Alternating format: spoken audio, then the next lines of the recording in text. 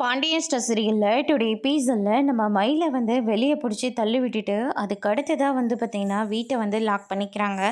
பாக்கியம் வெளியே நின்று மயிலோட நின்று அழுந்துக்கிட்டு இருக்காங்க. அதுக்கு அடுத்ததாக என்ன பிரச்சனைன்னு தெரியலையே, பெரிய பிரச்சனையாக இருக்கும் போல இருக்குது.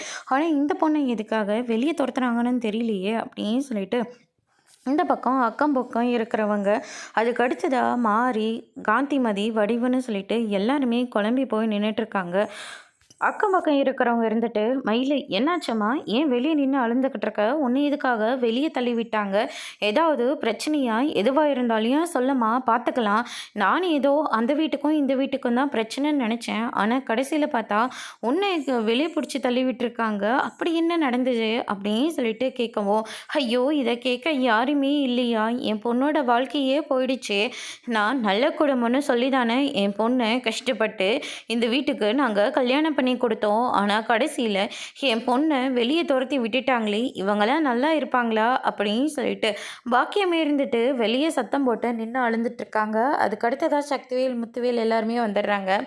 என்னாத்தா என்ன பிரச்சனை, அப்போ என்ன ஏதுன்னு கேட்டுட்டு வரேன் இருப்பா அப்படின்னு சொல்லிட்டு காந்திமதி போகவும் அதுக்கு அடுத்ததாக முத்துவேல் இருந்துட்டு அதெல்லாம் ஒன்றும் வேண்டாம், அவங்கவுங்க வீட்டு பிரச்சனையை அவங்க பார்த்துக்க போகிறாங்க, நீங்கள் எதுக்காக போகிறீங்க, நீங்களாம் போக வேண்டாம் அப்படின்னு சொல்லிட்டு இந்த பக்கம் முத்துவேல் சொல்லிடுறாங்க. அண்ணன் வீட்டில் இருக்கிற வரையும் தான் வீட்டோட பிரச்சனை, அது தெருவுக்கு வந்துச்சுன்னா நம்ம எல்லாரும் கேட்கலாம், தப்பு இல்லைண்ணே, இருங்க நான் போய் கேட்டுட்டு வரேன் அப்படின்னு சொல்லிட்டு சக்திவேல் இருந்துட்டு என்னம்மா என்ன எதுக்காக வெளியே நின்று சத்தம் போட்டுட்ருக்கீங்க, உங்களை பார்த்தா நல்ல குடும்பத்தை பொம்பளைங்க மாதிரி தான் தெரியுது, என்ன ஆச்சு அப்படின்னு சொல்லிட்டு கேட்கவும், நீங்களே ஒரு நியாயத்தை கேளுங்க, இதை கேட்க ஒரு ஆள் இல்லையா, நான் இருக்கமா சொல்லு, ஏதாவது வரதட்சணை கேட்டு கொடுமை பண்ணுறாங்களா, அப்போவே நான் டவுட் பட்டேன். 10க்கு 10 இடம் இருந்து அந்த மளிகை கடைக்காரன் என்னடனா இத்தனை பேரை வச்சு சோறு போட்டுட்ருக்கானே அப்படின்னு ஒரு சின்னதாக டவுட் இருந்துச்சு. பெரிய இந்த மருமகளை வீட்டை விட்டு வெளியே துரத்தி விட்டுட்டான். அதுக்கு அடுத்ததாக 2வது மருமகளை கவர்மெண்ட் வேலைக்கு அனுப்பி விட்டுட்டாங்க. இன்னொருத்தனுக்கு ட்ராவல்ஸ் வைக்கிறேன்னு சொல்லிட்டு டியூஷனுக்கெல்லாம் அனுப்பிவிட்டு அந்த காசில் ட்ராவல்ஸை வச்சு கொடுத்துட்டாங்க. இப்போ இந்த பொண்ணை வெளியே துரத்தி விட்டுட்டாங்க. அப்போவே நான் நினச்சேன் அப்படின்னு சொல்லிட்டு சக்திவேல் சொல்லிக்கிட்டு இருக்காங்க.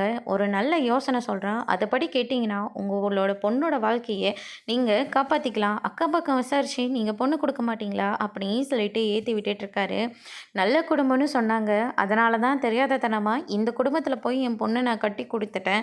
ஆனால் இப்போ என் பொண்ணோட வாழ்க்கையை அழிக்க பார்க்குறாங்க அப்படின்னு சொல்லிட்டு பாக்கியம் சொல்லிக்கிட்டு இருக்காங்க. யார் சொன்னாங்க இந்த குடும்பம்லாம் நல்ல குடும்பம்னு? இது ஒரு கேவலமான குடும்பம். இந்த மாதிரி ஒரு கேவலமான குடும்பத்தை நீங்கள் எங்கேயும் பார்த்துருக்க மாட்டீங்க அப்படின்னு சொல்லிட்டு இந்த பக்கம் நம்ம சக்திவேல் சொல்லிக்கிட்டு இருக்காங்க. நான் சொல்கிற மாதிரி கேட்டிங்கன்னா கண்டிப்பாக உங்கள் பொண்ணோட வாழ்க்கையை சரி பண்ணிடலாம். அப்படியா, என்ன விஷயம் அப்படின்னு சொல்லிட்டு கேட்கவும், போயிட்டு இந்த குடும்பத்தை மேலேயே கம்ப்ளைண்ட் கொடுங்க, வரதட்சணை கேட்டு என் பொண்ணை அடித்து துன்புறுத்தி காயப்படுத்தி வீட்டை விட்டு கழுத்தை பிடிச்சி வெளியே தள்ளினாங்கன்னு போயிட்டு கம்ப்ளைண்ட் கொடுங்க. அதுக்கப்புறம் இந்த பாண்டியனை ஒன்றுத்துக்கும் உதவாத பரதேசி பாண்டியனை ஜெயிலில் தூக்கி போட்டுருவாங்க. அதுக்கப்புறம் உங்கள் பொண்ணோட இந்த வீட்டில் நீங்கள் சந்தோஷமாக வாழலாம் அப்படின்ற மாதிரி நம்ம சக்திவேல் சொல்லிடுறாங்க. இதை கேட்டோன்னே நல்ல ஐடியாவை தான் கொடுக்குறீங்க, இந்த குடும்பத்து மேலே நான் வாழவே விடமாட்டேன், என் பொண்ணுக்கு ஒரு நியாயம் கிடைச்சே ஆகணும் அப்படின்னு சொல்லிட்டு இந்த பக்கம் பாக்கியம் பயங்கரமாக சத்தத்தோடு இருக்காங்க. இந்த பக்கம் பார்த்திங்கன்னா நம்ம கோமதியில் இருந்துட்டு என்னங்க இது தப்பு பண்ணதெல்லாம் அவங்க என்னமோ நாம் தப்பு பண்ண மாதிரி இப்படி வெளியே நின்று சத்தம் போட்டுட்ருக்காங்க. பத்தாவதுக்கு அந்த குடும்பத்தில் இருந்து அந்த சக்திவேல் இப்படியெல்லாம் பேசிக்கிட்டு இருக்காங்க. அந்த ஆளை நான் இன்றைக்கி என்ன பண்ண போகிறேன்னு சொல்லிட்டு நம்ம கதிர் ஒரு பக்கம் எல்லாருமே கோவத்தோடு கிளம்பும் போது பாண்டியன் இருந்துட்டு இதுக்கு மேலே நம்ம பொறுமையாக இருக்கக்கூடாது அப்படின்னு சொல்லிட்டு கதவை ஓப்பன் பண்ணிக்கிட்டு வராங்க. என்ன பரதேசி பாண்டியா, வரதட்சணை பத்தலைன்னு சொல்லிட்டு கழுத்தை பிடிச்சி மருமகன் கூட பார்க்காம வெளியே தள்ளி விட்டுருக்கியே, உனக்கெல்லாம் வெக்கமா இல்லை அப்படின்னு சொல்லிட்டு சக்திவேல் சொன்ன உடனே பாண்டியன் இருந்துட்டு நெஞ்சு மேலே எட்டி ஒரே ஒரு ஒதிக்கிறாங்க. சக்திவேல் தூரமாக போய் விழுந்துடுறாங்க. என்ன நினச்சிக்கிட்டு இருக்க, என் பொறுமைக்கும் ஒரு எல்லை இருக்குது, என்ன தெரியணும் நீ இவ்வளோ பேசிகிட்ருக்க, உனக்கு தேவை நாங்கள் கூண்டோடு அழியணும் அவ்வளோதானே, நான் அப்படி அழிஞ்சேன்னா அந்த கடவுள் கூட அது பொறுக்காது, நான் இன்றைக்கி நல்லா இருக்குன்னா அதுக்கு காரணம் நான் செஞ்ச புண்ணியம் தான்டா அப்படின்னு சொல்லிட்டு நம்ம பாண்டியன் செம்ம கெத்தாக பேசிக்கிட்டு இருக்காங்க. உனக்கெல்லாம் இது தேவைதான்டா அப்படின்னு சொல்லிட்டு நம்ம கோமதி ஒரு பக்கம் சொல்லிடுறாங்க, எவ்வளோ தைரியம் இருந்தால் என் தம்பியை நீ எட்டி வச்சிருப்ப அப்படின்னு சொல்லிட்டு முத்துவேல் முதல் கொண்டு எல்லாருமே சண்டை போட்டுட்ருக்காங்க. நீங்கள் இருங்கப்பா நான் பார்த்துக்கிறேன் அப்படின்னு சொல்லிட்டு குமர்வேல் வந்து பாஞ்சுக்கிட்டு வராரு. ஜெயிலுக்கு போனால் நீ தாண்டா ஜெயிலுக்கு போகணும், நாங்கள் போட்ட பிச்சையால் தான் இன்னைக்கு வெளியில் இருக்க, அதை முதல்ல தெரிஞ்சுக்கோடா அப்படின்னு சொல்லிட்டு கதிர் வந்து சொல்லிக்கிட்டு இருக்காங்க. ஜெயிலுக்கு நான் போக தாண்டா போகிறேன், ஆனால் முதல்ல உன்னை கொண்டுட்டு நான் போகிறேன்டா அப்படின்னு சொல்லிட்டு கதிரை அடிக்கிறதுக்காக போகிறாங்க. ராஜி வந்து முறைச்சிக்கிட்டு நின்றுட்டுருக்காங்க. அதுக்கு அடுத்ததான் வந்து பார்த்தீங்கன்னா என்ன நடந்ததுன்னு தெரியுமா? அதான் நீ தானே வரதட்சணை கேட்டு இந்த குடும்பத்தை அசிங்கப்படுத்தி வெளியே துரத்திருக்க. சம்மதி கடனை கூட பார்க்காம அந்த ஆள் உன் கடையில் மாடு மாதிரி வேலை செஞ்சுருக்காங்க.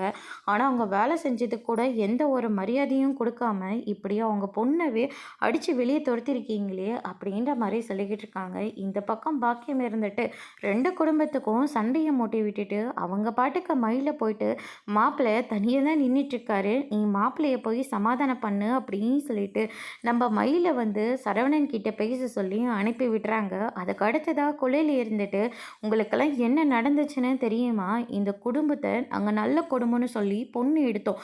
கடைசியில் இவங்க ப வெறும் +2 படித்தவளை டிகிரி படிச்சிருக்கா, எம்ஏ இங்கிலீஷ் படிச்சிருக்கான்னு சொல்லி என் தம்பிக்கு ஏமாற்றி கல்யாணம் பண்ணி வச்சுருக்காங்க. சரவணனை விட 2 வயசு கம்மின்னு சொல்லி 2 வயசு பெரியவளை கல்யாணம் பண்ணி வச்சுருக்காங்க. பண்ணுற எல்லா தப்பும் இந்த ஃப்ராடு குடும்பம் தான் பண்ணியிருக்கு. ஏதோ நாங்கள் பண்ண மாதிரி எல்லாரும் எங்களை தப்பாக பேசிக்கிட்டு இருக்கீங்க. இதுதான் நடந்துச்சு. ஆனால் இது தெரியாமல் ஆளாளுக்கு இஷ்டத்துக்கும் பேசிக்கிட்டு இருக்கீங்க.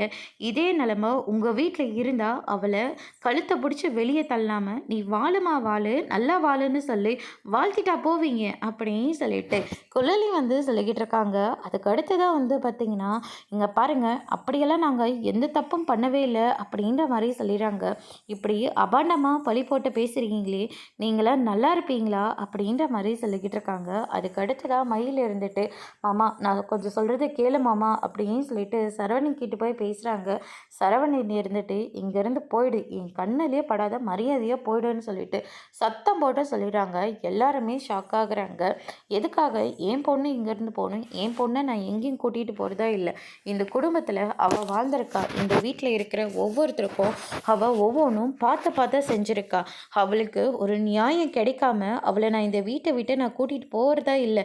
என் பொண்ணு இந்த வீட்டில் தான் இருப்பா, உங்களால் முடிஞ்சதை நீங்கள் பார்த்துக்கோங்க அப்படின்னு சொல்லிட்டு பாக்கியம் வந்து சொல்லிடுறாங்க. இந்த வீட்டில் உங்கள் பொண்ணு இருக்கக்கூடாது, மரியாதையாக இங்கேருந்து கூட்டிகிட்டு போயிடுங்க. நீங்கள் இப்போ பேசின பேச்சிலே நீங்கள் எப்பேற்பட்டவங்கன்னு நான் நல்லாவே தெரிஞ்சுக்கிட்டேன். உங்களால் முடிஞ்சதை நீங்கள் போய் பார்த்துக்கோங்க. நாங்கள் வரதட்சணை கேட்டு கொடுமை பண்ணி உங்கள் பொண்ணை நீங்கள் அடித்து துரத்துறன்னு கூட கம்ப்ளைண்ட் கொடுத்துக்கோங்க. அதை பற்றி எனக்கு ஒரு துளி கூட கவலை கிடையாது. எனக்கு என் பையனோட வாழ்க்கை நல்லா இருக்கணும். அதுக்காக நாங்கள் என்ன வேணால் பண்ணுவோங்க. மரியாதையாக உங்கள் பொண்ணை கூட்டிகிட்டு போயிடுங்க.